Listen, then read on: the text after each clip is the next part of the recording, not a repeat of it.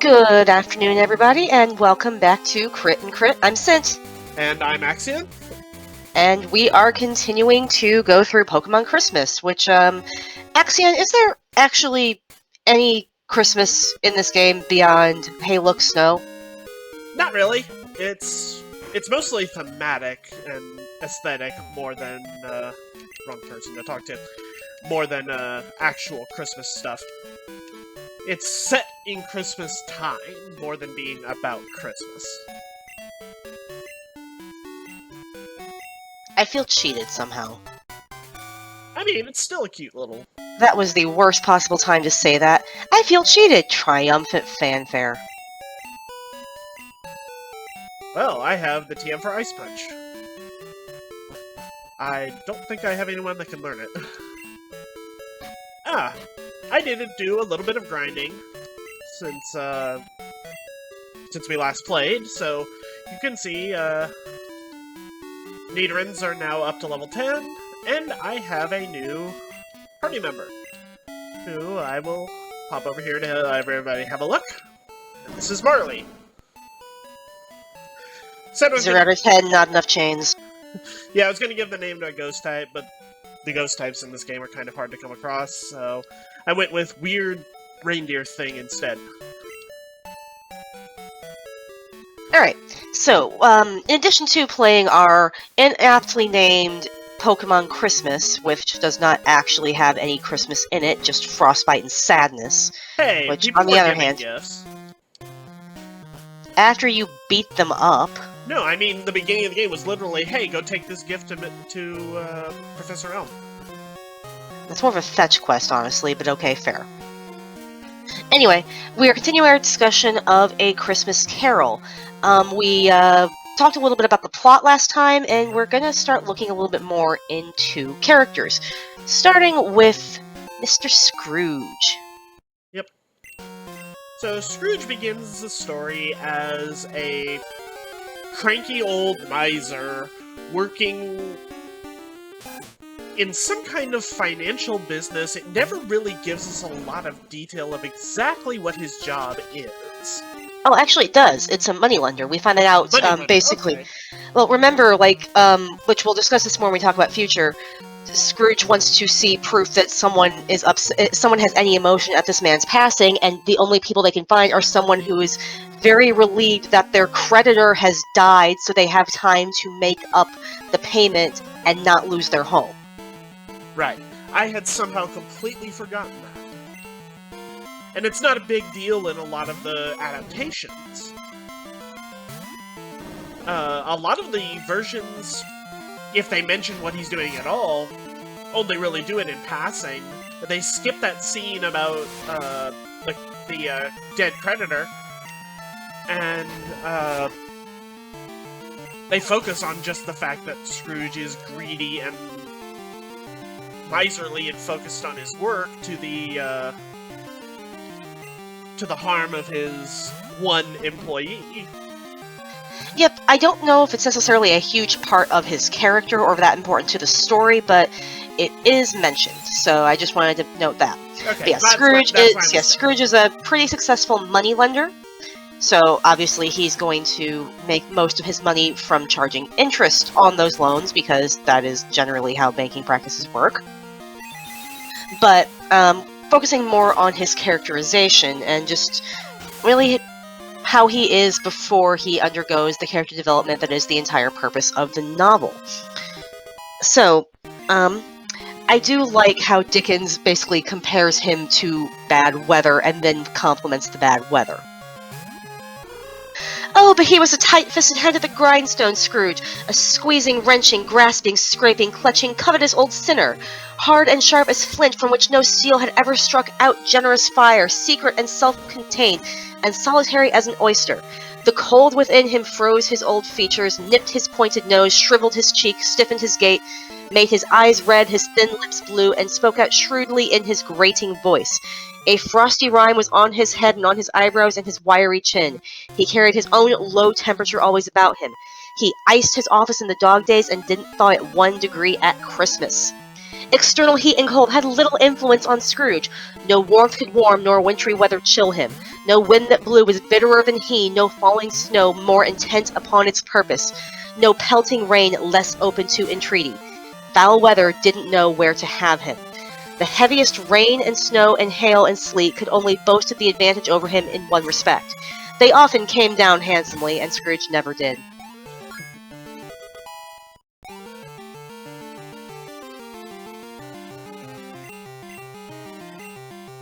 So, I don't know, that's just a fun way to describe someone. It's like, you see this guy? You know how our country, our merry old England, as I am Charles Dickens, is not known for having lots of bright sunny days, it's mostly rainy and wet and cold all the time? This guy's worse than our weather. I mean, it does get straight to the point in an evocative way that is extremely memorable. I mean, Muppet Christmas Carol basically quotes that section verbatim. I never know how to feel when adaptations just straight up quote the narration that's not really meant to make it onto the screen. It's just supposed to kind of inform, like, costuming and stuff decisions, but I can complain about that more when we talk about Gatsby, when we figure out what we're doing with that, because... Well, I mean, Muppet's Christmas Carol at least has the excuse that it's literally being narrated by a character who's supposed to be playing Dickens himself. I suppose. But yeah, Scrooge has basically, from the beginning of the story, is portrayed as essentially emotionless. So we're finding Sage Troy. Did we also have a Sage Abed? We did not. Oh, that would be great. It would have been. Troy and Abed in the tower. Yeah, Scrooge is emotionless and alone. Nobody ever stopped him in the street to say, with gladsome looks, "My dear Scrooge, how are you? When will you come see me?" No beggars implored him to bestow a trifle. No children asked him what it was o'clock. No man or woman ever once in his life inquired the way to such and such a place of Scrooge. Even the blind men's dogs appeared to know him, and when they saw him coming on, would tug their owners into doorways and up courts, and then wag their tails as though they said, "No eye at all is better than an evil eye." But what did Scrooge care? It was the very thing he liked. Yep. He is alone, and he is happy to be alone. Happy in a relative sense, anyway. He has no desire. I believe one of the things he says to his nephew later is, "I have no desire to make merry," or something along that line. I forget the exact line. Which, I mean, we've all had families that make us feel that way around the holidays. Let's just be perfectly honest about that. Yeah, I mean, it's not without some merit.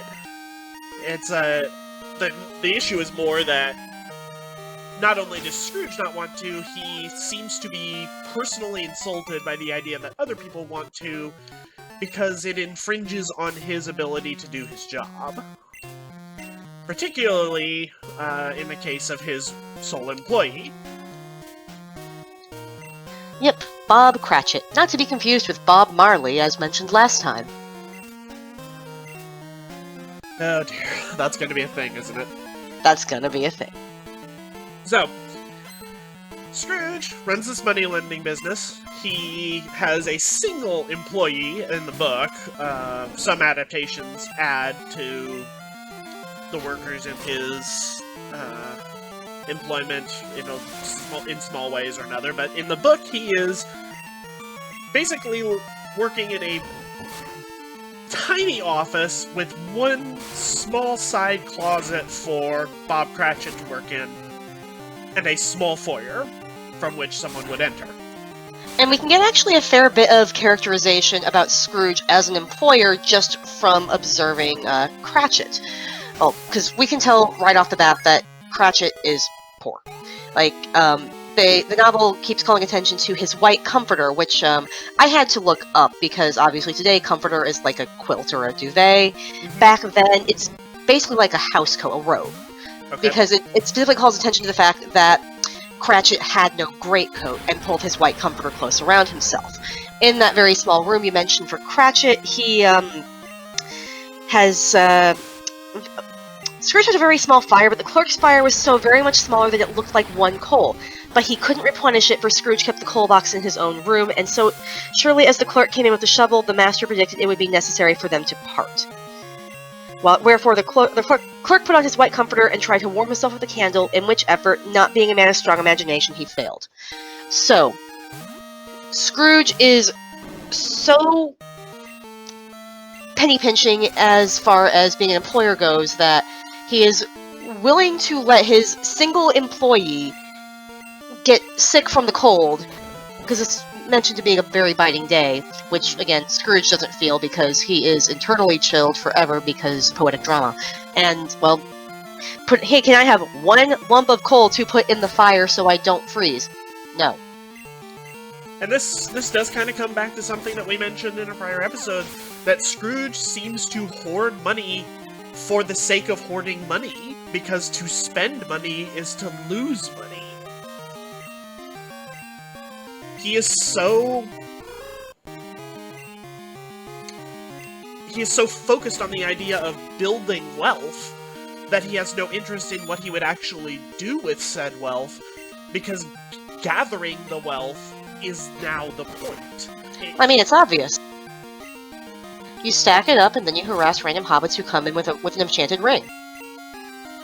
I mean, he kind of is a dragon in that way. He hoards the wealth for no other purpose than to say he has it. At one point in his life, he may have had an intent of doing something with his riches.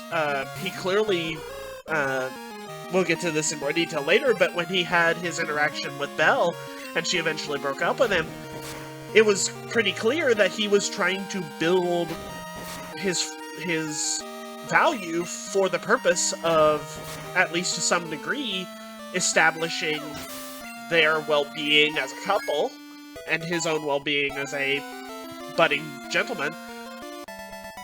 But somewhere between then and now, he's become, as you kind of implied, a hoarding dragon. He sits on his wealth and does nothing with it, and gathers it and builds it up for the sake of making the numbers go up. Okay, and I'm going to fly in the face of Dickens's ice imagery here and suggest that he's probably a blue dragon because they are lawful and he will keep a contract, and white dragons are not that sharp. Dear, and we'll have to count the one or two people in the audience who understand that joke. Shocking. Alright, we are done with that. It's 2021. D&D is popular again. More than 2 people are probably going to get it on a nerdy channel like this. Come on. Okay, that's fair. But yeah, so after we meet Cratchit and we get to see how Scrooge behaves toward him, his nephew comes in and we have the interaction you mentioned, which it's not so much that he's saying he has no desire to make merry. It's, Freddy says Merry Christmas. Scrooge calls it a humbug. You don't mean that, I am sure. Merry Christmas? What right have you to be merry? What reason have you to be merry? You're poor enough. What right have you to be dismal? What reason have you to be morose? You're rich enough. Scrooge, having no better answer ready on the spur of the moment, said bah again and followed it up with humbug. So it's just, what's the point? Why are you happy when you're clearly not rich enough to be comfortable? Or why are you miserable when you're clearly not poor enough to be uncomfortable? That's not the question here. I'm asking the questions here, Freddy. Yep. So, he's upset because he wants to be upset. He doesn't like Christmas because he doesn't see the point of it, because it's not a way that he can build the wealth that we have mentioned is kind of the sole focus of his character at this point. Mm-hmm. Out upon Merry Christmas. What's Christmas time to you but a time for paying bills without money, a time for finding yourself a year older and not an hour richer, a time for balancing your books and having every item in them through a round of dozen of months presented dead against you. If I could work my will, every idiot who goes about with Merry Christmas on his lips should be boiled with his own pudding and buried with a stake of holly through his heart. He should. And that actually makes me wonder if that would be at all effective in keeping Christmas back in November and not creeping into October. Stay in your lane!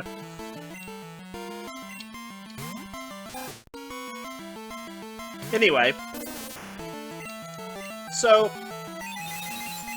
shortly after that, I believe, is when we have the introduction of the 2 charity collectors. And Scrooge is polite with them, but no less forward than he is with his nephew, in that he pays his taxes to fund public services such as poorhouses and prisons. And he sees no reason why he should reach into his own money any further than the government already does to support people that he thinks aren't worth supporting. And we get the infamous line of, if they won't go to the prisons or the poorhouses and would rather die, then perhaps they should, and decrease the surplus population. Which is actually some really, really interesting timing, considering that this came out just a few years before the potato famine hit Ireland, and that would take on a much, much darker sheen, because there literally was a huge uptick in the number of people faced with that very choice.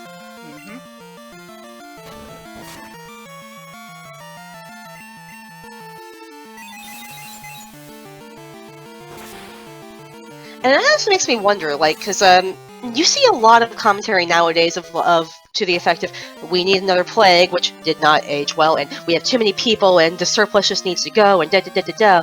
How many people today would read Scrooge's line of, if they would rather die, they had better do it and decrease the surplus population, and not see it for, obviously, as Dickens intended it, which, obviously, he disapproved of this because he uses that to throw back in Scrooge's face later on in the book.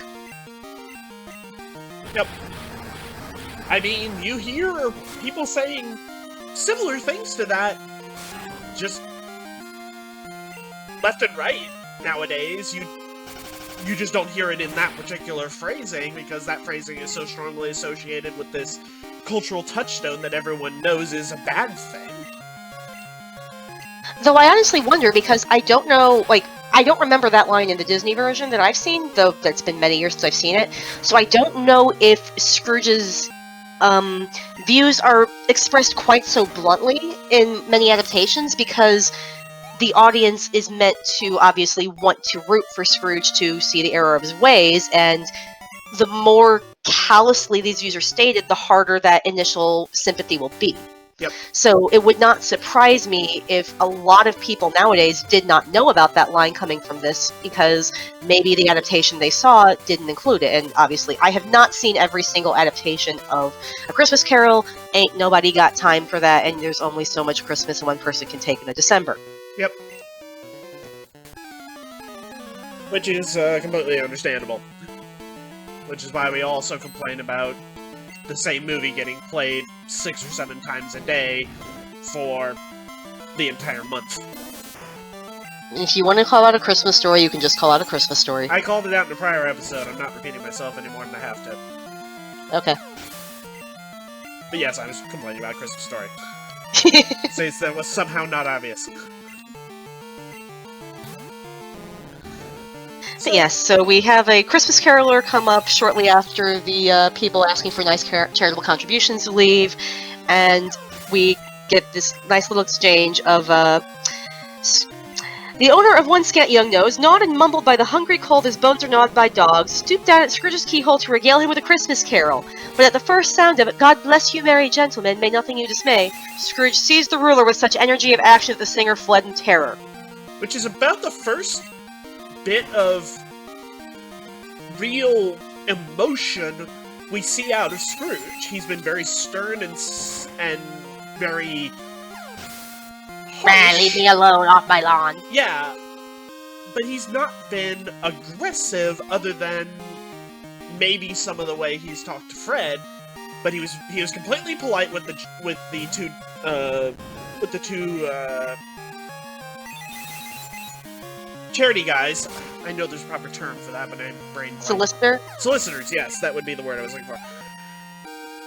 He was polite with them, treated them civilly, but was also very straightforward about, no, I'm not going to give you any money, and I think your purpose here is stupid. He basically insulted Fred, but was, again, very even-handed about it. But with this random kid who just happens to come by and sing a little bit, he finally snaps a bit and goes as if he's going to attack the poor kid. And the kid, of course, just runs away, which any As you do. intelligent child should do, being pursued by an old man with a weapon. Even if that weapon is just a stick. Hey, we don't knock the stick. Stick win every time. If you break the stick, you have 2 stick. But we also see, obviously Bob is leaving for the day, and Scrooge is grumpy because obviously you're going to want the whole day off tomorrow. If that's alright, sir. Well, it's not convenient, and you'll still want to be paid for it. Well, it is Christmas. You don't think me ill-used when I pay a day's wages for no work. It's only once a year. A poor excuse for picking a man's pocket every 25th of December, said Scrooge. But I suppose you must have the whole day. Be here all the earlier next morning. So, fine, I suppose I will give you the day off, with pay, but you're coming in early the next day. Which raises a question, is this the first Christmas that Scrooge has had Cratchit in his employ? I don't know, like, I kind of get the feeling this is an annual conversation. That's just been my guess, because, I don't know, it's just never been seemed like it would be a new thing for Cratchit, because he doesn't seem intimidated to ask about this. So it kind of implies that he's gotten this request before. And it's just, well, it's only remarkable because, obviously, we the readers know that Scrooge is about to get whammied by the ghosts. Yeah, the other theory that you might have is that if Marley only died this last year... 7 years, it says. Okay, it had been 7 years, so that ruins that theory, because the other idea was, well, if Marley only recently died, then maybe he and Scrooge had been doing this work all by their lonesome, and he only hired Cratchit because he absolutely needed the second pair of hands. But if it's been 7 years, as you said, which, again... I think it has been. Let me check. Let me double check. It may take me a minute to find it. Yep, no worries. And, again, it would not surprise me if my brain blanked out right now on something like some... Oh, there we go. Yep. Let it also be borne in mind that Scrooge had not bestowed one thought on Marley since his last mention of his 7 years dead partner that afternoon. Gotcha. Yeah, it would not be the first time a minor detail like that has been missed, because the important thing is not how long has Marley been dead, and therefore can our cleric use raise dead or have to switch to resurrection. It's Marley is dead, therefore... etc., etc. Yep. I should have switched.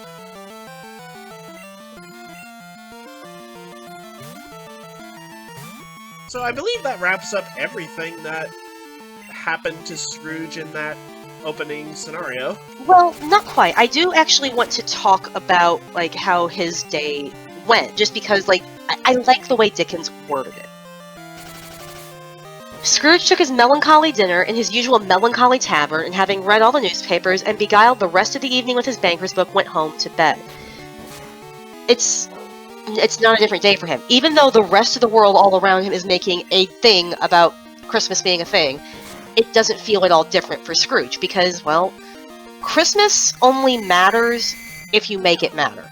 If you do not celebrate it in any capacity, of course it's going to be a normal day. Scrooge just happens to be the only one who doesn't want to make anything out of this. And I'm going to be honest here. I know plenty of people who do not really celebrate Christmas as Christmas so much as celebrating Christmas as, cool, day off work to spend time with friends and family because I don't get enough time with my loved ones, which that's perfectly valid. But Scrooge doesn't even do that because, with the exception of Freddy, he has driven off every loved one he's ever had. He's never made a friend outside of Marley that he could since he was a kid, and it's just like Scrooge is a miserable old man of his own making, and the only recourse he has to this is to make everybody else around him miserable in turn, and he's probably not even consciously aware that he's doing so. He's just so bitter, withered, and wrapped up in himself about it.